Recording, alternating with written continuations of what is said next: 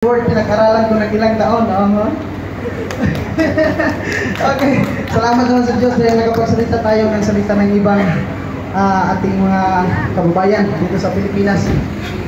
So, ang matik salo po ay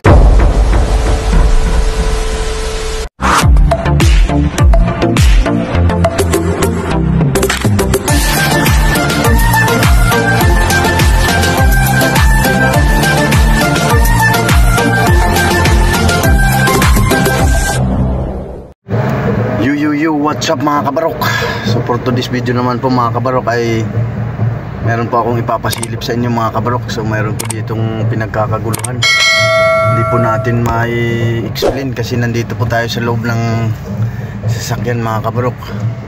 Hindi, joke lang mga kabarok. So mga kababayan nating igurot po yata ito mga kabarok. So perform po sila ng kanilang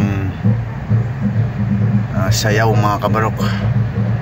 So bali nandito po tayo sa loob ng sasakyan kaya sisilipin natin kung ano po ba ang kanilang ginagawa mga kabarok. Ayan po, marami pong mga kababayan nating nanonood sa kanila mga kabarok. Ayan po.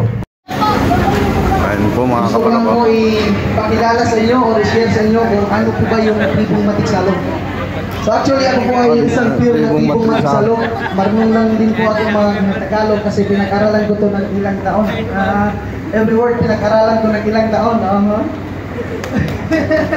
Okay, salamat naman sa Diyos dahil nakapagsalita tayo ng salita ng ibang ating mga kababayan dito sa Pilipinas. So, ang matik salo po ay kami po yung mga tribo na kami po sa Mindanao, sa Bidon. Tinatawag po kami matik salo. Matik, which means taga. Alam niyo ba yung taga?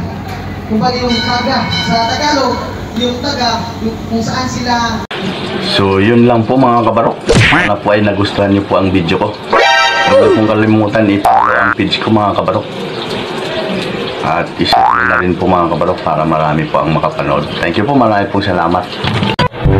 So yun po mga kabarok, kung nagustuhan niyo po yung video ko, pindutin nyo lang po yung follow para updated po kayo palagi sa video ko. Thank you po, marami pong salamat. Bye.